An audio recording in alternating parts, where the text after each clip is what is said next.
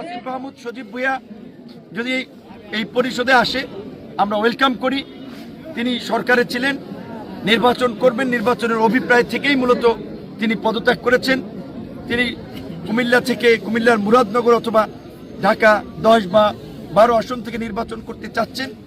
আসিফ মাহমুদ সজীব ভুঁইয়া যদি গণ অধিকার পরিষদে আসে, আমরা যে আসনে তিনি নির্বাচন করতে চান সেই বিষয়ে আমরা সহযোগিতা করব। এবং শুধু আসিফ মাহমুদ নয়, এনসিপি থেকে শুরু করে বৈষম্যবিরোধী ছাত্র আন্দোলন, ছাত্র শক্তি বলেন, যুব শক্তি বলেন, নতুন যে রাজনৈতিক দল এবং তার অঙ্গ সংগঠনের নেতাকর্মীরা অনেকেরই রাজনৈতিক হাতেখড়ি কিংবা শুরুটা ছিল এই পরিষদকে ঘিরে।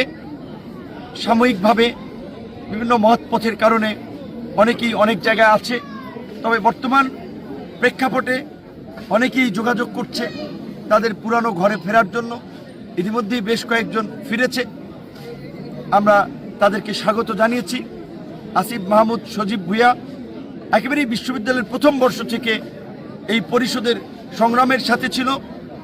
তাকে নিয়ে আমরা আন্দোলন সংগ্রাম করেছি।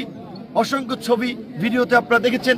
2023 সালের 7ই ফেব্রুয়ারি ঢাকা বিশ্ববিদ্যালয়ের ভাইস চ্যান্সেলরের বাসার সামনে ছাত্র অধিকার পরিষদের যেই সম্মেলনে আসিফ মাহমুদ সজীব ভুঁইয়া সভাপতি হয়েছিলেন, তাকে পাশে রেখে বলেছিলাম আগামী 24 সালে নতুন সরকার গঠিত হবে ছাত্র অধিকার পরিষদের নেতৃত্বে।